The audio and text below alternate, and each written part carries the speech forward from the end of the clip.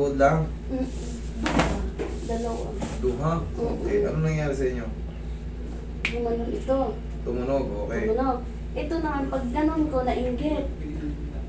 Umano siya. Silosa? Oo. Nainggit?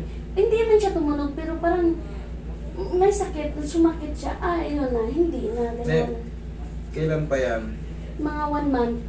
1 month. Yung kabilang nauna? Ito matagal na. Pero, nung tumunog siya, parang umuki-okay. Pinahilot ko rin sa iba. Tas, parang umuki-okay. Tapos, pero nung isang beses na nagpalengke ako, pagbaba ko ng gym, parang hindi ata maganda pagkababa ko. Ayun na, tuloy-tuloy na yung... Tuloy-tuloy na yung sakit. sakit na. Never kayo nagpa-x-ray o pa-check up? Never. Never, sige. Pero wala kayong disgrasya? Yung Wala. mga simplang sa motor, laglag sa Wala, hagdan? wala. Yun lang, nung namalagi kayo? Hindi, yung pag...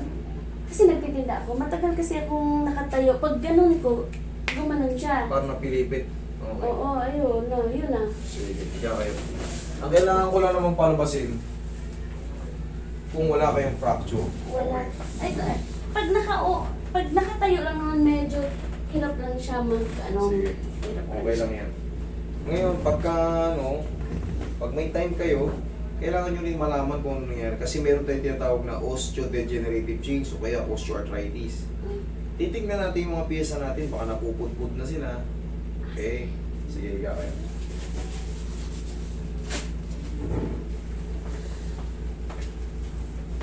Ito ang matagal na. Oo. Tsaka ngayon, di ba kunyari nakaupo kayo sa jeep, ayusin mo yung ulo niyo yun. Dali, dadagdagan natin. Pag baba kayo konti, pati, yan.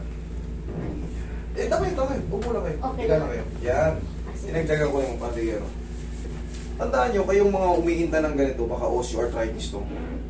Pag nakaupo kayo sa jeep, di ba, nakaganon tayo sa jeep. Para! Baba kayo agad. Bago pala kayo, alam nyo na malapit kayo sa jeep, malapit na kayo sa paparahan nyo, pag osteoarthritis kayo, ang tagal nyo nakatiklop ang tuhod. Bago kayo bumaba sa jeep, ganon nyo na. Kumbaga, magkaroon na kayo ng Exercise. mild stretching. Kumbaga, nakikita nyo, dalawang kanto na lang kayo. Huwag kayo kagad tatayo, di ba nakaganyan kayo? Para! Tumunog na yung tuhod nyo, yun na. Yun yung problema nyo kasi meron tayong tinatawag na mga spar, bone spar. Sumasala yun dyan, kaya minsan tumutunog yung tuhod natin. Yung iba hindi nakakabalik. Yung iba naman, nakakabalik. Pag tumunog, gumaganda. Yung iba hindi. Kasi sumasala yun, yung mga bone spar natin. Ngayon, siyempre, bilugan kayo. O, medyo may kabigatan kayo. Kaya pag matagal nakatiklop yung tuhod nyo, alam nyo yung dalawang kanto na lang kayo o isang kanto. Stretch nyo muna bago kayo baba. Okay? Yun ang discarte nyo. Kasi base assessment ko sa inyo, wala naman kayong mga laglag sa ano o simplang sa ano. Okay. May, Ano lang, osteoarthritis lang to. mayroon lang talaga siya parang naiipit. Ayun nga yun, osteoarthritis. Sumasala, ibig sabihin sumasabit yung... Siyempre, pagka nagiging unhealthy yung ano mo, yung mga buto mo, sabi natin tinutubuan ng mga spar. Yung mga tendon, mga ligaments, may stress yan sila, kaya kala mo naiipit, sumasakit. Yun. Relax. Pero mamaya magaan na yung tuhod.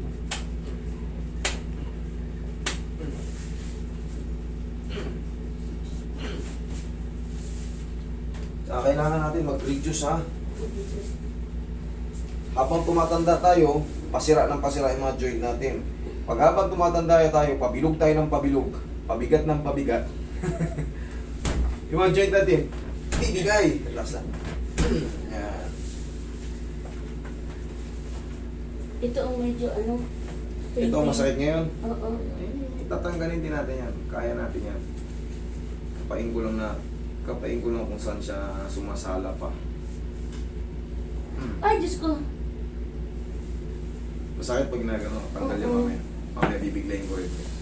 Titikin ko lang, relax lang. Lambutan mo lang. Isa pa.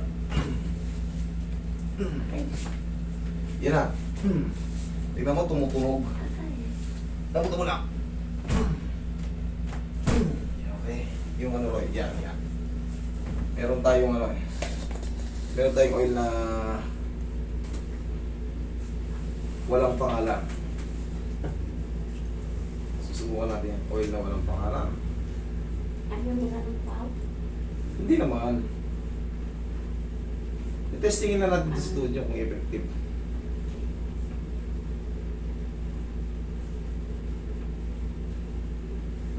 Dito kasi na, tingnan yung ubos oh. Wala na lahat naman yan. Gaano karami yan oh. Ubos na lahat yan. Wala na mabilan dito sa paligid. Ubos na. Wala pa supply.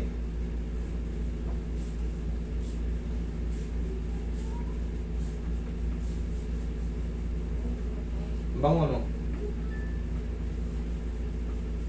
Huwag yung tigasan. Yan. Ayan.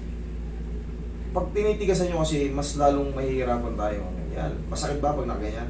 Oo, hindi naman pala eh.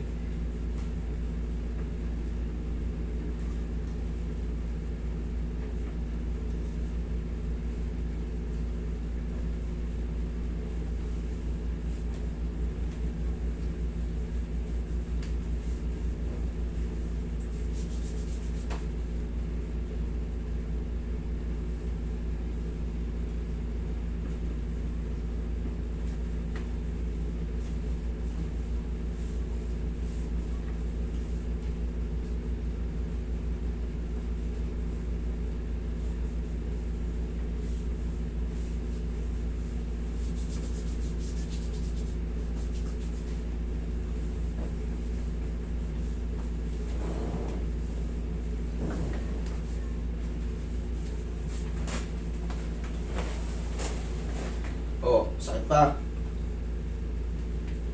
Oh. Ha? No. Wala na. Wala na. Sabi niyo, kaya natin yan. Basta sabihin nyo na yung totoo. Yung baga, kung saan kayo, paano siya sumakit. Yung iba kasi nililigaw pa yung ano eh. Dahil hindi ko raw tinanong. Siyempre, minsan kailangan sabihin nyo na, hindi kayo ah. Oo, iba. May mga ibang ganun eh. Hindi kayo ah. Oo. May mga ibang hihintayin pa lahat na matabig muna bago sasabihin may ganitong kondisyon. Kasi minsan nakakalimutan yan. Kumbaga, hindi lahat mapiperfect yung tanong. Pero kung i-open nyo rin, oh may ano rin ako ah, may ganito rin ako, may ganito ako. First time na ako na ganito. Yung iba may opera sa puso. Yung iba may... Kaya ako, doble-doble ingat ko dyan kasi hindi na yan maibabalik. Hindi na maibabalik pag sumublay na ng ano. Delikado, very risky. Sana naman ano. Lahat tayo goods. Yung iba na disgrasya, nasagasaan ng tricycle, hindi sinabi. Nung napitik na, Tsaka pa sinabi.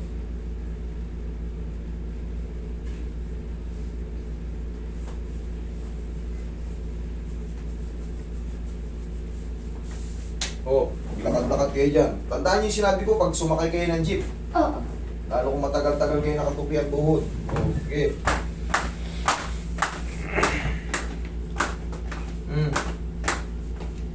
Oo, pwede na magsumba.